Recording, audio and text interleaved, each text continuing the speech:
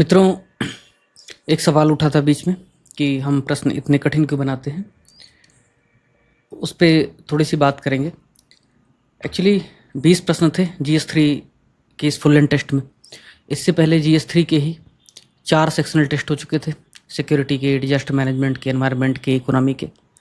सभी में जो प्रश्न थे कॉम्प्रिहेंसिव और शानदार थे, सबके अच्छे मॉडल आंसर, और सबको लाइव एवेल्यूएट कराया गया हमारे IAS इंटरव्यू दी हुई फैकल्टी के द्वारा। ये जो फुल एंड टेस्ट है GS3 का, मैं तो यहाँ तक कह रहा हूँ कि भाई जितने में हम आपको 120 से ज़्यादा लेक्चर्स और भी टॉप फैकल्टी द्वारा शानदार हिंदी, अंग्रेजी और इंग्लिश में model answers, live evaluation, 1 topic 1 page notes दे रहे हैं, उतने में तो यहाँ टेस्ट सीरीज भी नहीं मिल रहा, वो भी रद्दी। खैर वो अलग बात है। भागीरथ प्लस कोर्स की विशेषताएं अलग हैं। आप 1 हफ्ते तक पढ़िए, 100% रिफंड है आपको अगर नहीं पसंद आता है 1 हफ्ते में। तो मैं आपको ये जो बताने जा रहा हूँ कि क्यों हम ये प्रश्न इस तरीके से फ्रेम करते हैं, उसके पीछे का कारण 5-7 मिनट खाली लूँगा, ज़्यादा समय लूँगा नहीं आपका, लेकिन ये बताना चाहता हूँ, बताना ज़रूरी भी है। पहली चीज़ तो ये है कि हमने 2 प्रकार के प्रयास चालू रखे। पहला उनके लिए जो सब पढ़ चुके हैं, UPSC मेंस इंटरव्यू दे चुके हैं, UPPCS इंटरव्यू दे चुके हैं और अभी उनको सिर्फ पॉलिश करना है, उनके लिए अग्नि परीक्षा नाम का हमारा टेस्ट सीरीज है। आराम से वहाँ जाएँ, शानदार क्वेश्चंस मिलेंगे, बिल्कुल रियल पेपर की तरह, और उसके मॉडल आंसर 3 तरीके से, इंग्लिश, हिंदी और इंग्लिश, ये मिलेंगे। लाइव एवोल्यूशन होगा, मॉडल आंसर पे डिस्कशन भी होगा, 1-to-1 सेशन भी होगा। अगर आपको 2024 में मेंस देना है और ठीक से पढ़ के देना है, या 25-26 ही देना है, तो उस लिए हम क्या करते हैं, पहले आपको पढ़ाते हैं ठीक से, आपकी कैपेसिटी बिल्डिंग कराते हैं, फिर क्वेश्चन इस तरह से फ्रेम करते हैं ताकि आप कठिन प्रश्नों से जूझ सकें, कॉम्प्रिहेंसिव आपका तैयार हो सके, फिर बाद में आप अग्नि परीक्षा जैसे क्वेश्चंस को आप प्रैक्टिस कर सकें। इकोनॉमिक सर्वे में उसने कहा कि जो सेंटर है वो लगभग 10-11% कैपेक्स कर रहा है GDP का, यानी कि कैपिटल एक्सपेंडिचर भारत सरकार का 10 से 11% चल रहा है, लगभग 11 लाख 11.5 लाख करोड़ रुपए एलोकेट कर रहे हैं पिछले 2-3 सालों से। लेकिन राज्य जो है वो कैपिटल एक्सपेंडिचर कम कर रहे हैं।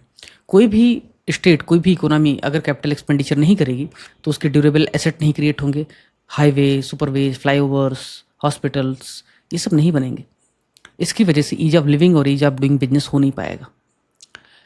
उसी इकोनॉमिक सर्वे और बजट को ध्यान में रखते हुए हमने सोचा कि हो सकता है कि आयोग कैपिटल एक्सपेंडिचर पे सवाल पूछे, हम कॉम्प्रिहेंसिव इसको सवाल पूछ लेंगे। Ease of doing business, ease of living और कैपिटल एक्सपेंडिचर, तीनों को मिला करके हमने सवाल फ्रेम कर दिया। ऐसे ही आप कई जगह देख सकते हैं कि हमने प्रॉपर रिसर्च किया, हमारी टीम बैठी, जैसे नीति आयोग है, नीति आयोग की भूमिका, नीति आयोग के फंक्शन, नीति आयोग को लेकर चैलेंजेस, इन पे सवाल आए हैं। हमने सोचा और एप्लीकेशन बेस्ड क्वेश्चन क्या आ सकता है। ये नीति आयोग ही था जिसने सबसे पहले कहा, एक्शन एजेंडा, विजन डॉक्यूमेंट तैयार किया कि 2047 तक भारत कैसा होना चाहिए। आज मोदी जी प्रधानमंत्री अपने कह रहे हैं कि 2047 तक हमें भारत को विकसित बनाना है। तो नीति आयोग एक थिंक टैंक की तरह किस तरह का उसका रोल हो सकता है, नीति आयोग के सामने कौन कौन से चैलेंजेज हैं, नीति आयोग के पास और कौन सी शक्तियाँ हो सकती हैं, 2047 तक भारत किस तरह से विकसित बने, इसमें नीति आयोग की क्या संभावित भूमिका हो, इनको लेकर के हमने सवाल पूछा और उसका मूल्यांकन करा लिया। यानी दोनों पक्ष आ जाएंगे, प्रॉस एंड कॉन्स दोनों आ जाएंगे।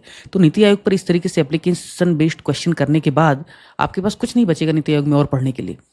तो सिर्फ इस क्वेश्चन के सहारे ही comprehensive, live evolution, model answer, उस पर डिस्कशन, इतना सब कुछ हो जाएगा कि आपको कुछ और नहीं पढ़ना पड़ेगा। तो ये हमारा अप्रोच है कि भागीरथ प्लस में आपकी कैपेसिटी बिल्डिंग हो, कुछ भी अलग से करना ना पड़े। सिर्फ प्रैक्टिस की बात होती तो खाली नीति आयोग क्या है इस पर सवाल पूछा जा सकता था, लेकिन हम चाहते हैं कि आप यहाँ पे more you sweat in the peace, less you bleed in the war, ये सिचुएशन हो।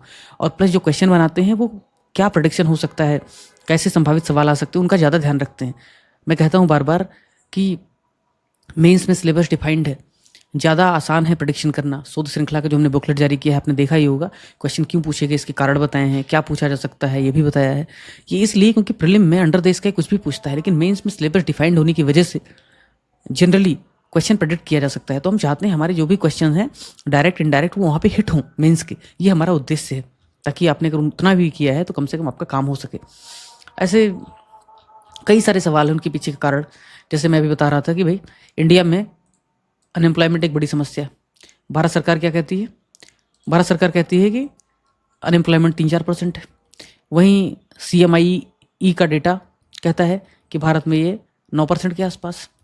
अब एक तो जॉबलेस ग्रोथ, भारत में ग्रोथ तो हो रहा है, ठीक ठाक चल रहा है, लेकिन वहाँ पे जॉब नहीं है, अनएम्प्लॉयमेंट की स्थिति है। एक तो अनएम्प्लॉयमेंट वाला जो टॉपिक है डील हो गया। दूसरा, भारत में मैन्युफैक्चरिंग सेक्टर है, हम कहते हैं कि हम 25% तक लेके आएंगे सेकेंडरी सेक्टर को, लेकिन वो ला नहीं पा रहे हैं। क्यों नहीं ला पा रहे हैं? क्योंकि भारत में जो फैक्ट्रियाँ लग रही हैं उनको हम PLI देते हैं, प्रोडक्शन लिंक्ड इंसेंटिव। कितना ज़्यादा आप प्रोडक्शन करोगे, मास प्रोडक्शन के लिए हम पैसे देते हैं। एक्सपोर्ट कर सको, एक्सपोर्ट पॉलिसी हमने बना दिया, कितना ज़्यादा एक्सपोर्ट करना है। लेकिन कभी हमने ये ध्यान नहीं दिया कि जो कैपिटल इंटेंसिव सेक्टर्स हैं, जिसमें हज़ारों करोड़ की पूंजी लगती है लेकिन कुछ 100 लोगों को ही खाली रोजगार मिल पाता है, उसकी बजाय हम ऐसी इंडस्ट्रीज पे ध्यान दें जहाँ पे प्रोडक्शन बाय मासेस हो, यानी कि टेक्सटाइल सेक्टर है, एग्रीरियन इकोनॉमी है, फूड प्रोसेसिंग है। इन सेक्टर्स पे अगर हम जोर देंगे तो निश्चित तौर पे एम्प्लॉयमेंट ज़्यादा जनरेट होगा और हमारे कुछ फाइन गुड्स एक्सपोर्ट भी हो पाएंगे, लोगों को रोजगार भी मिलेगा, कंजम्पशन होगा, डिमांड बढ़ेगा, इकोनॉमी का पहिया और आगे बढ़ेगा। तो मास प्रोडक्शन की जगह हमें प्रोडक्शन बाय मासेस पर भी जोर देना है। आत्मनिर्भर भारत जो है ये उसका भी तो कॉन्सेप्ट है। इसलिए ये कॉम्प्रिहेंसिव क्वेश्चन हमने पूछा। कुछ भी मुँह उठा करके नहीं पूछते हैं। आप गूगल करोगे कहीं ये प्रश्न आपको दिखेगा भी नहीं दूर दूर तक। हमारे ऐसे के टॉपिक्स, हमारे क्वेश्चन ChatGPT पे भी नहीं होते, इसलिए क्योंकि हम प्रॉपर रिसर्च करके बैठते हैं, मौलिक चीज़ें देते हैं। तो इसके अलावा और कुछ एग्जाम्पल आपको दिखाता हूँ। जैसे वर्तमान में जो व्यापारिक विश्व व्यवस्था है, ट्रम्प चाचा के आने के बाद WTO जो है उसकी भूमिका बहुत लगभग खत्म होने वाली है। फ्री ट्रेड एग्रीमेंट में भारत को सिर्फ घाटे ही घाटे हो रहे हैं, लेकिन भारत एग्रीमेंट करने की कोशिश कर रहा है, फिर से कॉम्प्रिहेंसिव एग्रीमेंट कर रहा है, beat Australia, beat UK, beat European Union. तो भारत को जब घाटा हो रहा है फ्री ट्रेड एग्रीमेंट में अधिकतर देशों के साथ, तो भारत क्यों कर रहा है? क्या उसका मूल्यांकन नहीं होना चाहिए? ऐसे WTO की भूमिका को लेकर के भी सवाल बन सकता है। उत्तर प्रदेश के बारे में सवाल ऑलरेडी पूछ चुका है कि उत्तर प्रदेश में किस तरीके से क्रॉप्स हैं, कैसा प्रोडक्शन है। मैंने थोड़ा सा एप्लीकेशन बेस्ड क्वेश्चन पूछा है कि उत्तर प्रदेश धान का, गेहूं का, खाद्यान्न का कटोरा है, बहुत ज़्यादा होता है, गन्ना होता है, लेकिन पर यूनिट या पर हेक्टेयर प्रोडक्टिविटी के मामले में बहुत पीछे। पंजाब में जितना चावल गेहूं होता है उत्तर प्रदेश में नहीं हो पाता है। इसके पीछे क्या कारण है, उसको पहचानना है। उत्पादकता यानी प्रोडक्टिविटी बढ़ाने के लिए और क्या रिफॉर्म किए जा सकते हैं, इनको बताना है। इसके बाद क्या बचेगा? ऐसे ही ये टॉपिक देखिए आप कि ऑलरेडी पूछ चुका है टेक्नोलॉजी पे सवाल एग्रीकल्चर में। मैंने क्या किया, उत्तर प्रदेश में आया है सस्टेनेबल एग्रीकल्चर मिशन, एक तो वो मैंने पॉइंट नंबर 1 ध्यान में रखा। पॉइंट नंबर 2, कोऑपरेटिव फार्मिंग, जिसमें फार्मर प्रोड्यूस ऑर्गेनाइजेशन वगैरह कितना जोर पकड़ रहा है, लैंड पूलिंग कितना जोर पकड़ रहा है, 2 ध्यान में रखा। ई टेक्नोलॉजी का उपयोग खेती में बढ़ाने की बात हो रही है, ड्रोन दीदी वगैरह आपने सुना ही है, माइक्रो इरिगेशन आपने सुना ही है। तो ये 3 चीज़ों को मैंने क्लब किया और हमने कहा कि एक ही क्वेश्चन बनाएंगे कि सहकारी खेती तथा कृषि में ई टेक्नोलॉजी का उपयोग भविष्य में सस्टेनेबल एग्रीकल्चर का बेस है, आधार है, इसको आप विवेचना करनी है, डिस्कस करना है। तो 3 क्वेश्चन हमने एक क्वेश्चन में बड़ी खूबसूरती के साथ पिरो दिया। इसका फ़ायदा क्या होगा? सहकारी एग्रीकल्चर पे भी आपका टॉपिक तैयार, ई टेक्नोलॉजी का एग्रीकल्चर में कैसे यूज होगी ये भी तैयार, एग्रीकल्चर की प्रॉब्लम्स को कैसे हम सॉल्व करेंगे ये भी तैयार। निश्चित तौर पे पूरा एग्रीकल्चर का एक बड़ा हिस्सा आप कवर कर पाएंगे इस तरीके से क्वेश्चन अगर आप करेंगे तो। आपको पता है कि मेडिकल हेल्थ रिकॉर्ड हो या फिर ड्रग डिलीवरी के लिए रिसर्च हो या फिर 1 डिस्ट्रिक्ट 1 मेडिकल कॉलेज हो, भारत और उत्तर प्रदेश टेक्नोलॉजी के लिए, स्पेशली हेल्थ सेक्टर में टेक्नोलॉजी का उपयोग कैसे हो सकता है उसका काफ़ी बहुत ज़ोर से प्रयोग कर रहे हैं। तो हेल्थ जो चैलेंजेज हैं उसमें NCD भी है, नॉन कम्युनिकेबिलिटी डिजीज भी है और कम्युनिकेबिलिटी डिजीज भी है।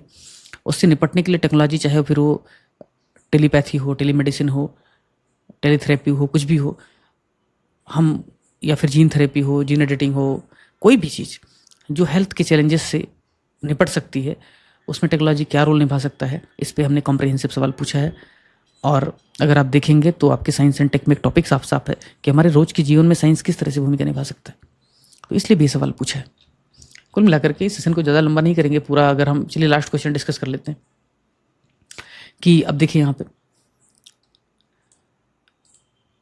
जो हमारा टेस्ट 4 था, सेक्शनल टेस्ट 4 GS3 में, उसमें हमने क्या किया था, हमने बताया था कि क्राउड डिजास्टर पे सवाल आ सकता है, क्योंकि आप देखिए तो हाथरस हुआ, स्टैम्पेड, श्राइन, वहाँ पे जो लोग इकट्ठा हुए थे भक्ति भजन सुनने के लिए, महाकुंभ में स्टैम्पेड हुआ।